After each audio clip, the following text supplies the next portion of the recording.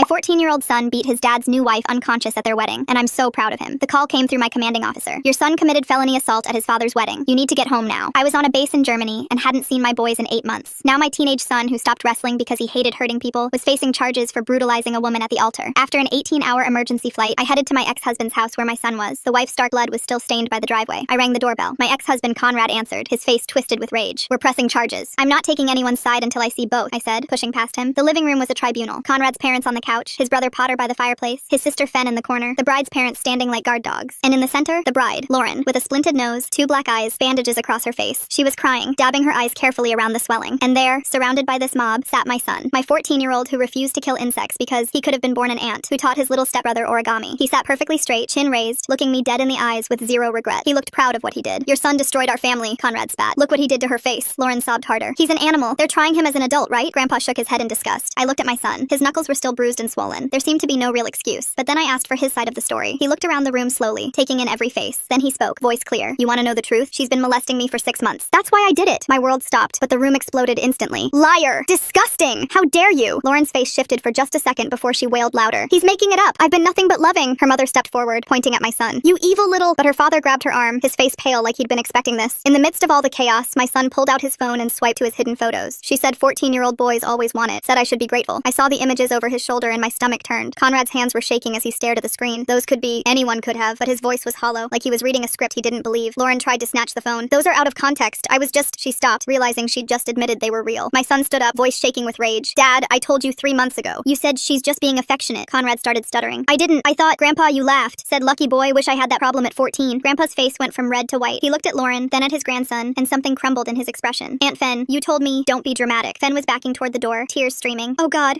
I thought you were just... Uncle Potter. You said I should be grateful. Potter had his head in his hands. Jesus Christ, I was joking. I didn't know she was actually... Grandma, you said boys can't be raped by women. Grandma collapsed into the couch, rosary beads in her hands, whispering prayers. Every single one of you told me to shut up about it. Lauren's parents were having a whispered argument. Her father hissed, not again, Patricia. You said she was better. The word again hung in the air. But that's not why I hit her, my son cut through. Everyone immediately froze. What do you mean that's not why? I asked. Last week I caught her coming out of Tommy's room at 2 a.m. He's 9. My blood went cold. Tommy was my ex-husband's 9-year-old son. Lauren's mask finally slipped completely. That little brat came on to me. Conrad grabbed her by the shoulders. What did you just say? For the first time, real fear flashed across her face. My son was crying now. Ugly, gasping sobs. The morning of your wedding, I begged you. You said not today. I knew nothing I'd say would stop her, so I stopped her the only way I could. My son then wiped his tears and ran upstairs. He came down carrying Tommy, who buried his face in his shoulder. Tommy, did Lauren touch you? The little boy nodded. Then he pulled up his pajama shorts, bruises on his inner thighs. Lauren's mother screamed at her daughter. You promised! You went to therapy! You promised this would never happen again! Lauren stood there, all pretense gone, her bruised face twisted in contempt. That's when my son spoke again. We're children, and every adult in this room chose her over us. I called 911 immediately. Lauren's family was begging me to talk, telling me they'd drop the charges, but I wasn't listening. Well, that's when Lauren ran to the bathroom. I don't know what she did in there, but I didn't care. 10 minutes later, she came out just as police were at the door. They took her away. I took my son Tommy and drove to my best friend's place. But 2 hours later, my phone rang. The detective's voice was serious. We need you at the station immediately. I drove with my stomach in knots. They led me straight to an interrogation room. Turns out, whatever Lauren planted on her phone in the bathroom had gotten me in hot water, and I was about to find out that monsters like her always have a backup plan. The detective walked me down a narrow hallway that smelled like old coffee and floor cleaner. He opened a door to a small room with just a metal table and 2 plastic chairs. He slid a manila folder across the table and told me to take a look. My hands were shaking as I opened it. Inside were screenshots from a phone showing text messages between me and Lauren. The messages showed me telling her she could handle my son however she needed to while I was deployed. One message said I trusted her judgment completely about discipline. Another said teenage boys needed firm boundaries, and I was counting on her to provide them. I stared at these messages I had never sent. My brain couldn't process what I was looking at. The timestamps showed these were from 3 months ago, right when my son first told Conrad about what was happening. The detective sat across from me watching my face carefully. He explained they found these during their search of Lauren's phone after her arrest. He asked me directly if I had given Lauren permission to discipline my son physically. Then he asked if I had given her permission to engage in sexual contact with him as a form of teaching or punishment. I told him absolutely not and that I had never sent those messages. I demanded to see my phone records from the carrier to prove it. He said they would need to keep my phone for comparison and forensic analysis. That's when it hit me that I wasn't just there as a witness anymore. They were investigating me as a possible accomplice. They took me to another room where a technician photographed my hands from every angle. Then they rolled each finger in ink and pressed them onto cards. The technician explained they needed to rule me out as an accomplice to the crimes. The word accomplice made my stomach turn over. Lauren was trying to drag me down with her by making it look like I knew and approved of what she was doing. For the next 3 hours, they asked me question after question about my relationship with Lauren. When did we first meet? How often did we communicate? What kind of conversations we had? Whether I knew about her methods with my son. They wanted to know every detail about our interactions. They asked if I had ever discussed discipline strategies with her. They asked if I had noticed any changes in my son's behavior. They asked why I hadn't come home sooner if I suspected something was wrong. Every question felt like a trap. Finally, they let me leave, but they kept my phone and told me not to leave town. I walked out of the station feeling like the walls were closing in. I drove straight to the law office of Casey Maplegrove, who my friend had recommended. Casey took one look at my face and immediately cleared her schedule. She sat sat me down in her office and had me go through everything from the beginning. I told her about the wedding and what my son revealed and now these fake messages. Casey started typing rapidly on her computer while I talked. She immediately filed preservation orders with all the major phone carriers and social media companies. She explained that Lauren probably used spoofing apps or edited screenshots during those 10 minutes she was in the bathroom. Casey said we needed to get the actual phone records from the carrier to prove the messages were fake. She also filed requests for Lauren's search history to see if she had looked up how to fake text messages. Casey told me not to talk to the police again without her present. She said Lauren was clearly trying to muddy the waters and create reasonable doubt for her own defense. The next morning, Derek Oakridge from CPS showed up at my friend's house where we were staying. He needed to interview both boys separately as part of the official investigation. He was gentle with them but very thorough in his questions. He had my son go through everything that had happened with Lauren from the beginning. My son told him about the first time she came into his room at night. He described how she would wait until Conrad was asleep. He talked about the threats she made if he told anyone. Derek wrote everything down carefully and had my son sign each page. Then Derek interviewed Tommy separately in another room. The little boy was scared, but he told Derek about the times Lauren came to his room. He showed Derek the bruises that were still healing on his legs. Derek took photographs of every mark and documented their size and color. Something feels really off about Lauren's bathroom trip. 10 minutes is a long time to just sit there while police are coming. Her mom's reaction about not again and therapy makes me wonder how many times this woman has done this before to other kids. He had a nurse practitioner come to do a full physical exam on both boys. After the interviews, Derek sat down with me to explain what would happen next. He was implementing a safety plan that would allow me supervised contact with both boys while the investigations continued. I would have to meet with them at the CPS office with a social worker present. It felt humiliating to need supervision to see my own son, but I agreed immediately because their safety was all that mattered. Derek explained that the criminal case against Lauren would move forward regardless of what happened with the investigation into me. He said the boys' disclosures were credible and consistent with abuse. The physical evidence on Tommy supported their statements, but he also warned me that Lauren's defense attorney would probably try to use those fake messages to claim I was involved, or at least negligent. Over the next few days, everything moved fast, but also painfully slow. Casey got the phone records from my carrier that proved I never sent those messages. The metadata showed they were created on Lauren's phone using a third-party app. Casey also found that Lauren had searched for how to fake text messages for court and spoofing apps that look real on her laptop the week before the wedding. The police detective called Casey to say they were no longer considering me a suspect, but I was still a key witness. My phone rang while I was still in the parking lot, and the screen showed a military number. Chandler Birchgrove from JAG was on the line telling me my security clearance was now under review due to the ongoing investigation. He said my emergency leave was extended, but I was placed on administrative hold, which meant I couldn't return to duty until this mess was cleared up. I sat in my car feeling like my whole career was falling apart while my kids needed me most. Casey called right after and said she'd gotten copies of those fake screenshots Lauren had shown the police. She was looking at them on her computer and immediately noticed the font was wrong for my phone model. The timestamp formatting didn't match either, and some of the messages had different spacing than others. She'd already called in Corey Cedarglin, who specialized in proving when digital evidence was fake. He was driving over to her office right now to examine everything properly. Meanwhile, Devin Pineshire from Victim Services called to say she'd arranged for Tommy to have a medical exam at the Children's Hospital that afternoon. I drove him there myself, but when we got to the exam room, they told me I had to wait in the hallway. Tommy looked so small walking in there with just the nurse and doctor. I paced that hallway for 3 hours, checking my phone every few minutes and trying not to think about what they might find. The nurse brought him juice boxes twice, and each time I caught a glimpse of him sitting on the exam table in a hospital gown. When they finally finished, Tommy came out holding a stuffed bear they'd given him and wouldn't look me in the eyes. Devin walked out with a thick folder of documentation and told me they'd found evidence consistent with his disclosure. My phone started buzzing with voicemails from Conrad, who was losing his mind about not being able to see Tommy. The safety plan required all visits to be supervised now, and he was screaming into my voicemail about how this was all my fault. First message, he blamed me for turning our son against Lauren. Second message, he blamed Lauren for being a predator. Third message, he blamed our son for ruining his wedding. Fourth message, he was back to blaming me for not warning him about Lauren, even though I'd literally just found out myself. His parents were calling too, but I deleted those without listening. Lauren posted bail that same day using her parents' money, and within hours her lawyer had filed a restraining order against me. The paperwork claimed I'd orchestrated the whole situation to get custody of Tommy, and that I'd coached my son to attack her. She was painting herself as the victim of a jealous ex-wife's scheme. Casey said this was typical predator behavior trying to flip the narrative. The next morning was my son's CPS interview with Derek Oakridge at the Children's Advocacy Center. My son sat in that little room with the cameras and told Derek everything in detail. He gave exact dates when he'd told his dad about the abuse 3 months ago. He remembered the specific words his grandfather used when he laughed it off. He knew what his aunt was wearing the day she told him not to be dramatic. He even remembered what TV show was on when his uncle said he should be grateful. Derek wrote everything down and created an official timeline of every adult who'd been told and failed to act. The safety plan they put in place meant both boys had to stay at my friend's house with me, only allowed there during approved hours. We set up a weird routine where I'd arrive at 7 in the morning to get them ready for school. I'd leave when they got on the bus and come back at 3 when they got home. I had to leave again at 8 every night, which killed me because that's when Tommy had the worst nightmares. My friend would text me updates about him crying for me, but I wasn't allowed to come back until morning. We lived like this for weeks, waiting for court dates and investigations to move forward. Then an email came from Tommy's school counselor that made me sick. She'd pulled his records going back a year and found clear changes starting 6 months ago, right when Lauren moved in. His grades dropped from A's to C's, and he'd gone from never missing school to having 12 absences. His teacher had noted he'd become withdrawn and stopped participating in class. Another teacher wrote that he'd started falling asleep at his desk. The counselor had even called Conrad about it, but he'd said Tommy was just adjusting to having a new stepmom. All these warning signs had been documented and ignored while that monster was hurting him. Casey forwarded me another development when the detective called her about finding a voice memo on Lauren's phone. It was supposedly me threatening to destroy her life if she married Conrad. The detective was sending it over for analysis, but warned it sounded pretty convincing. Casey immediately demanded the original file, not just a copy, so Corey could examine it properly. Corey got to work on the audio file as soon as it arrived at Casey's office. He pulled up the metadata first and found the file had been created just 2 days before the wedding. The wave patterns showed weird inconsistencies where background noise suddenly changed. He isolated different layers of the audio and found evidence of voice splicing where words had been cut from different sources and pasted together. The modulation patterns didn't match natural speech, and there were digital artifacts showing AI voice generation markers. Corey said he could prove in court that this audio was completely fabricated using at least 3 different source recordings and an AI voice tool. Casey immediately filed the evidence with the court and started the process to subpoena Lauren's phone carrier records. She explained that getting the actual call logs and metadata would take at least 3 weeks. Every single day felt like a month while we waited. I couldn't sleep properly knowing Lauren was still out there spreading lies about me. Casey kept reminding me that building a solid case takes time, but I was going crazy watching my life fall apart. 2 days into the wait, Casey forwarded me an email marked confidential from Lauren's father. He admitted that Lauren had an incident with a neighbor's child 5 years ago. The family had moved states afterward, and he wanted immunity before giving us more details. Casey said we'd need the prosecutor's approval for any immunity deal, which could take weeks. The restraining order hearing came up first, and I thought we'd finally get some protection. Casey argued that I'd never threatened Lauren and was only defending my son from abuse. The judge barely looked at our evidence before issuing mutual no-contact orders. He said given the serious allegations on both sides, he was being cautious. I wanted to scream that being cautious meant protecting children, not their abuser. Meanwhile, Tommy had his medical exam at the children's hospital. The doctor found evidence consistent with abuse, but used such careful medical language it made me sick. Terms like findings suggestive of trauma and injuries consistent with reported mechanism, instead of just saying what we all knew. The report would help our case, but it felt like nobody wanted to say the actual words. Then Casey got a call from a police officer who'd been reviewing body camera footage from the wedding. He'd found audio of Lauren talking to her mother after my son hit her. In the recording, you could hear Lauren saying, "Those photos shouldn't matter," before her mother shushed her. Casey immediately requested a copy and filed it as evidence in both cases. She explained her strategy was to defend me from the false accusations while keeping my son's assault case completely separate. 2 different legal tracks meant double the work and double the cost. She warned me this would be expensive and exhausting, but we had no choice. I'd already spent $8,000 and we were just getting started. That same week, I got formal notice from my military command. My security clearance was suspended pending the investigation outcome. Even if I was completely cleared, this would end any chance of promotion. 15 years of perfect service destroyed by one lying predator. My commanding officer called personally to say he believed me, but his hands were tied. Protocol required suspension for any accusation involving minors regardless of evidence. I'd gone from training soldiers in Germany to sitting in my friend's living room unemployed. Corey had finished his full analysis of the fake voice memo by then. Lauren's father suddenly having information about an old incident with a neighbor's child but wanting immunity first. That timing feels awfully convenient. Why didn't this come up when his daughter first got arrested instead of waiting until now to mention it? He found proof it was created using at least 3 different recordings spliced together. The digital artifacts showed clear evidence of AI voice generation software. The creation timestamp in the file's metadata was 2 days after Lauren claimed I'd left the message. He wrote up a detailed technical report that Casey said would demolish their evidence in court. But courts move slowly, and every day that passed was another day my kids suffered. CPS started their evaluation process for Tommy's placement since Conrad's parents had minimized the abuse. The caseworker interviewed family members to see if any relatives could provide a safe home. She mentioned they might need to consider therapeutic foster care if no family placement was appropriate. The thought of Tommy going to strangers made me physically sick. Conrad's sister called saying she'd take Tommy, but only if I admitted I was lying. His brother said the same thing. They all wanted me to confess to making everything up before they'd help. The CPS worker said their conditional offers showed they weren't suitable placements. She started looking at Conrad's extended family, but most lived out of state. 3 weeks into this nightmare, Conrad showed up at my friend's house demanding Tommy. My friend Sarah saw him pull up and immediately called the police while locking the doors. I grabbed my phone and started recording video from inside the living room window. Conrad was pounding on the door screaming that Tommy was his son. He said the safety plan was illegal and he had parental rights. Tommy was hiding in the bedroom closet crying and my son was trying to comfort him. The police arrived within 10 minutes, but Conrad had already kicked the front door hard enough to crack the frame. They made him leave but said without a restraining order they couldn't arrest him. Sarah had to pay for a new door and install security cameras that same day. Casey filed emergency paperwork for a protective order, but the judge wouldn't hear it for another week. Every night we'd hear cars slow down outside and wonder if it was Conrad coming back. Tommy started wetting the bed and having nightmares about Lauren coming to get him. My son stopped eating properly and lost 12 pounds in 3 weeks. The stress was destroying both kids while the legal system moved at a snail's pace. Casey kept saying we were building a strong case, but I could see my children falling apart. The phone records finally came back showing Lauren had never received any calls from my number, but her lawyer argued that didn't prove anything since I could have used a different phone. The prosecutor called a meeting 2 days later at the courthouse where he laid out my son's options while Casey sat next to us taking notes. He pushed papers across the table showing the assault charges could mean juvenile detention, but mentioned something called a diversion program. Casey leaned forward and started talking about counseling alternatives while my son sat there silent and pale. The prosecutor kept checking his watch like he had somewhere better to be. Casey pushed for therapy instead of any formal charges, and after 40 minutes of back and forth, they agreed to consider it if my son completed a written statement about everything. That night, my son sat at the kitchen table for 4 hours writing page after page about what Lauren did to him. His hand cramped up twice and he had to stop to shake it out. I made him hot chocolate, but he didn't touch it. When he finally finished, he had 12 pages front and back describing every single thing she'd done. He wrote about how she'd come into his room at night and touch him while he pretended to sleep. He wrote about the photos she made him take and how she said nobody would believe him. He wrote about catching her with Tommy and how he knew the wedding was his only chance to stop her. Reading it made me throw up twice in the bathroom while he slept on the couch. The next morning, we drove Tommy to the Children's Advocacy Center for his interview. The building looked like a regular house from outside with toys in the waiting room and bright paintings on the walls. They took Tommy back to a special room with cameras while I sat in the lobby watching other parents stare at their phones. The interviewer was trained to talk to kids about abuse without making it worse for them. I could hear Tommy crying through the door even though they said it was soundproof. After 2 hours, they brought him out and he wouldn't look at me. The interviewer pulled Casey aside and showed her the preliminary report on her tablet. The grooming pattern started 6 months ago with small boundary violations that got worse each week. Lauren had told Tommy it was their special secret and that bad things would happen if he told. The report documented documented bruising and multiple stages of healing and behavioral changes his teachers had noticed. Casey said this report alone would strengthen the criminal case significantly. That afternoon, the detective called me into his office and warned me about talking to Conrad's family. He said any coordination between witnesses could look like tampering even if we were just checking on each other. Casey told me all communication had to go through her office from now on to avoid any appearance of interference. She gave me a special email account to use only for case-related messages that she could monitor. 2 days later, Casey got a judge to sign an order for complete forensic imaging of Lauren's phone. The tech team would recover deleted files and hidden apps to find the real source of those fake messages. Lauren's lawyer fought it for a week, saying it violated her privacy, but the judge sided with us. The phone company finally sent over the complete records showing every call and text from my phone for the past year. Casey spread them out on her conference table and highlighted the relevant dates with a yellow marker. There were 0 messages to Lauren's number during any of the times she claimed I'd threatened her. Casey called it our first solid piece of evidence that she was lying about the threats. She filed it with the court that same afternoon while I sat in her office eating stale crackers from the vending machine. Corey called Casey's office the next morning with big news about Lauren's phone. He'd found a spoofing app hidden in a calculator folder that was installed at 11:47 p.m. the night of the wedding. That matched exactly when Lauren locked herself in the bathroom after we called the police. The app could fake messages from any phone number and make them look real in screenshots. Corey sent over the technical report showing the installation timestamp and app history. Casey immediately forwarded everything to the prosecutor, who called back within an hour. He said he was becoming less interested in pursuing any charges against me given the mounting evidence, but he wouldn't formally close the investigation yet because that's how prosecutors protect themselves from lawsuits. Casey said this was typical hedging, and not to worry about it, but I couldn't sleep anyway. 3 days later, my phone started blowing up with notifications from numbers I didn't recognize. Someone had leaked details about the case online and posted my name and photo on social media. The messages started nice enough with people saying they supported me, but quickly turned dark. Death threats filled my voicemail within hours. People found my work email and sent graphic descriptions of what they wanted to do to me. Someone posted my friend's address where we were staying and said they were coming to burn it down. Casey helped me screenshot everything and file police reports while we installed security cameras at my friend's house. The harassment got so bad I had to change my phone number twice in 1 week. My friend's kids were scared to go to the school because cars kept driving slowly past the house taking pictures. Casey hired a private security company to patrol the neighborhood and escort us to court appearances. The online mob had decided I was guilty without knowing any facts about the case. 3 days later, a letter showed up from Fenn with shaky handwriting saying she was sorry for not believing my son. Potter sent a text saying he wasn't picking sides but needed space from the whole situation. Conrad's parents completely stopped answering calls or messages like we didn't exist anymore. The family was splitting apart with everyone choosing their own way to handle the guilt. CPS came to my friend's house that week with paperwork about Tommy's placement. They said he needed to stay in therapeutic foster care and my friend's family qualified since they had the right training. Tommy would get to stay where he felt safe while getting help for what happened to him. The social worker brought toys and books to help him feel more at home. My friend's kids were being really gentle with him and teaching him card games. 2 weeks passed before Lauren's lawyer filed papers trying to get my son's photos thrown out as evidence. She claimed they were illegally obtained and couldn't be used in court. The motion meant my son might have to testify about how he got the photos. Casey immediately started preparing counter-arguments about why the evidence should stay. The hearing got scheduled for the following month with everyone required to appear. Meanwhile, my son had to go to juvenile court for the assault charges. The judge looked at all the evidence and offered him a diversion program instead of regular prosecution. He'd have to do therapy twice a week and 60 hours of community service at the animal shelter. If he completed everything successfully, his record would stay clean. My son nodded and signed the papers without saying anything. The military called me that same week about an administrative board hearing. They said the negative publicity from the case was affecting unit morale and base security. My security clearance was under review and they were questioning my humanitarian leave status. Why did Lauren wait until she was locked in the bathroom to install that spoofing app? That timing seems way too convenient, like she already had a backup plan ready to go just in case things went bad at the wedding. I had to submit pages of documentation explaining everything that happened. The hearing got scheduled for 3 weeks out with my career hanging in the balance. During the suppression hearing, the judge kept asking Lauren's lawyer to explain technical problems with her phone evidence against me. Corey had found timestamps that didn't match and metadata showing files were created after she went to the bathroom. The lawyer kept stumbling over his words, trying to explain the inconsistencies. The judge frowned and took notes while Lauren sat there looking nervous. Her bruises had faded, but she kept touching her face like they still hurt. After 3 hours of testimony, the judge said he'd rule within 2 weeks. CPS finished their investigation and officially found that Lauren had abused both boys. They also found Conrad guilty of failure to protect his children from a known threat. He got mandated to take parenting classes every week for 6 months. The safety plan got extended another 6 months with surprise home visits included. Conrad started showing up to the required classes without complaining. He sat in the back taking notes and asking questions about warning signs he'd missed. His anger was shifting away from us and toward Lauren as more evidence came out. He started sending short emails asking how Tommy was doing. One morning, I woke up to dozens of Facebook messages from accounts I didn't recognize. They were all saying horrible things about me and my son, but using details only Lauren would know. Casey documented every single message and tracked the IP addresses back to Lauren's apartment building. We filed contempt charges since she was violating the no-contact order through her friends. The judge scheduled an emergency hearing about possibly revoking her bail. Lauren showed up with a different lawyer who argued she couldn't control what her friends did, but Casey had proof she'd been logged into the fake accounts herself. My son started trauma therapy but wouldn't talk for the first 3 sessions. He just sat there drawing pictures of birds and trees while the therapist waited patiently. On the 4th session, he finally said one sentence about feeling dirty all the time. The therapist gave him special soap to use when the feelings got too strong. Week by week, he started saying a few more words about what happened. Sometimes he'd stop mid-sentence and go back to drawing birds. The therapist said this was normal and healing would take time. Tommy was doing better in his therapy using play dolls to show what happened. His therapist was documenting everything for the criminal case. My friend's family was being amazing with him, and he'd started smiling again sometimes. The military board reviewed all my documents and testimony from Casey about the false allegations. They decided to extend my humanitarian leave but put me on administrative duty when I returned. My security clearance stayed intact but would be reviewed again in 6 months. Conrad's parents finally sent one email saying they needed time to process everything. everything. They admitted they should have listened when my son first spoke up. Potter started texting again, asking if the boys needed anything. Fen sent gift cards for clothes and toys, but still couldn't face us in person. The family was slowly trying to figure out how to move forward with all this guilt. The school called me 3 days later about setting up my son's return. We sat in a conference room with the principal, 2 counselors, and the special education coordinator. They kept using words like trauma-informed approach and modified schedule while I filled out stacks of paperwork. My son would start with half days and work up to full time over 6 weeks. A counselor would check on him every morning and afternoon. He'd get extra time for tests and could leave class if he felt overwhelmed. The principal assured me they'd keep everything confidential, but I knew how schools worked. By the time we left, I could already see teachers whispering in the hallway. That same afternoon, I checked my email and saw the promotion list had posted. I scrolled through 15 years worth of peers getting their names on there. Mine wasn't anywhere. My commanding officer had warned me this would happen, but seeing it made my chest tight. All those deployments, all those perfect evaluations, gone because of one incident that wasn't even my fault. I closed my laptop and tried not to think about the retirement points I'd never earn now. 2 days later, a certified letter arrived from Lauren's family's lawyer. They wanted us to sign NDAs or face a defamation lawsuit for $2 million. The letter claimed we'd damaged Lauren's reputation with false accusations. I immediately called Casey, the lawyer my friend had mentioned might help us. She laughed when I read her the letter. They're scared. This is desperation. Casey met me at a coffee shop that afternoon with a stack of her own papers. She'd already pulled Lauren's arrest record and the CPS reports. We're not signing anything that silences these boys, she said. I watched her highlight sections of their proposed agreement. Look at this clause. They want the boys to never speak about the abuse, even in therapy. She crossed out entire pages with a red pen. Over the next week, Casey went back and forth with their lawyers. They offered us $50,000 to drop everything, then $100,000, then $200. Each time Casey told them the same thing. My clients want justice, not money. Their lawyer got nasty, threatening to bury us in legal fees. Casey didn't even blink. Try it. I work on contingency for abuse cases. She slid a counter-proposal across the table. Criminal prosecution goes forward. No NDAs, no money changes hands. The lawyer's face went red, but he took the papers. Meanwhile, the prosecutor called with news about Lauren's case. She's been offered 18 months if she pleads to misdemeanor assault. I felt my stomach drop. Misdemeanor? She molested 2 children. The prosecutor sounded tired. Her attorney is good. They're claiming the evidence is circumstantial. He explained how Lauren's lawyer was filing motion after motion to get evidence thrown out. They wanted my son's photos excluded as illegally obtained. They claimed Tommy's testimony was coached. Every delay tactic in the book. We're looking at trial in 8 months minimum, he said. The court's backed up. 8 months of waiting, of legal bills piling up, of my son having to relive this over and over. That night around 11, my phone rang. Tommy's small voice came through. I can't sleep. She's in my dreams. I could hear him crying. I walked him through the breathing exercises his therapist taught him. In for 4, hold for 4, out for 4. We did it together for 10 minutes until his breathing steadied. Conrad got on the phone briefly. This happens every night now. He won't sleep in his own bed. I called Tommy's therapist first thing in the morning for an emergency session. She fit him in that afternoon. 3 weeks passed before my son's juvenile court date arrived. The judge reviewed his therapy attendance records and the reports from his counselor. My son had shown up to every single session. The judge approved his diversion program with conditions. 100 hours of community service at the animal shelter. Weekly therapy for a year. Monthly check-ins with a probation officer. No contact with Lauren or her family. My son nodded at each requirement. The judge reminded him this was his chance to avoid a permanent record. We started the community service that weekend. Watching my son clean kennels and walk dogs, you'd never know what he'd been through. The animals loved him immediately. Casey called the next morning with good news. I filed a motion to get Lauren's previous therapy records. Lauren's family fought it hard, claiming privacy rights, but Casey had found a precedent about pattern behavior in abuse cases. The judge sided with us. The records from her previous therapist in Michigan are being sent over. Casey's voice had an edge of excitement. There might be other victims. We'd know within 2 weeks what those records contained. That same day, I got called into my commander's office. The formal reprimand was waiting on his desk. Conduct unbecoming for the negative attention brought to the unit. It was the lightest punishment possible, but it still felt like a punch. My commander looked uncomfortable as I signed it. I fought for you. This was the best I could do. The reprimand would stay in my file forever. Any board that reviewed my record would see it. My military career had effectively ended, even if I could stay in. I walked out of his office knowing I'd never make rank again. The next few days blurred together with lawyer meetings, therapy appointments, and school conferences. Every step forward felt like 2 steps back. But we kept going because what else could we do? The boys needed normal as much as we could give them, even if normal now meant counselors and courtrooms and nightmares that wouldn't stop. Conrad started therapy 3 weeks later as part of his custody agreement with CPS. I got the report copy from my lawyer showing what he told his therapist. He sat in that office admitting he'd noticed Lauren getting too close to the boys months before the wedding. He'd seen her touching my son's shoulder too long and sitting too close during movie nights. The therapist wrote down every word and sent it straight to CPS as required by his treatment plan. Lauren's parents showed up at my lawyer's office the next week with their own attorney and a check. They wanted to settle Tommy's civil claim quietly without any court filing that would make headlines. The settlement papers guaranteed Tommy would have therapy paid through age 21 with no limits on sessions. Their lawyer made us sign papers saying we couldn't talk about the money to anyone ever. Lauren's lawyer stumbling through explanations about the phone evidence while she sits there touching her face seems like such a calculated performance. Makes me wonder if they rehearsed this whole nervous act beforehand to gain sympathy from the judge during the hearing. My son went back to the school with a safety plan the counselor helped us write. Kids whispered when he walked down the halls and some moved away from him at lunch. We practiced breathing exercises in the car before school, but some mornings he just sat there shaking. I'd have to call him in sick and we'd try again the next day. The prosecutor called me into her office to show me what they'd found in Lauren's sealed therapy records. 3 other kids from her past had made reports that got buried by different therapists. She withdrew the plea deal right there and said they were adding charges for each prior victim. Casey sat me down in her office with coffee and warned me what was coming. Lauren's defense attorney would attack everything about my military service and how I raised my son. We started doing practice sessions where Casey grilled me like I was on the witness stand. She made me answer the same questions over and over until I could stay calm no matter what she asked. Tommy's foster family sent updates through CPS saying he was doing better each week. He needed therapy twice a week and still had nightmares, but they were committed to keeping him. They told the social worker they'd adopt him if Conrad's rights got terminated completely. My son started his community service at the domestic violence shelter downtown. He helped sort donations and clean the playroom where where kids stayed while their moms met with counselors. The coordinator said working there seemed to help him understand he wasn't alone in what happened. Other kids had been hurt too, and seeing them heal helped him believe he could heal. I sat at my kitchen table after the boys went to bed, surrounded by stacks of papers. Legal bills from Casey that ate up my savings and therapy schedules for both boys. Court dates circled on the calendar and CPS meeting notes scattered everywhere. The case would drag on for months more with depositions and hearings and evaluations. But tonight, my son was sleeping in his bed down the hall instead of juvenile detention. Tommy was safe with people who protected him instead of the house where nobody believed him. That had to be enough for now because it was all we had while we waited for the system to work. Thanks for letting me wonder along with you all today. It really makes you look at things a little differently. Until next time. And if you made it to the end, drop a comment. I love reading all your comments.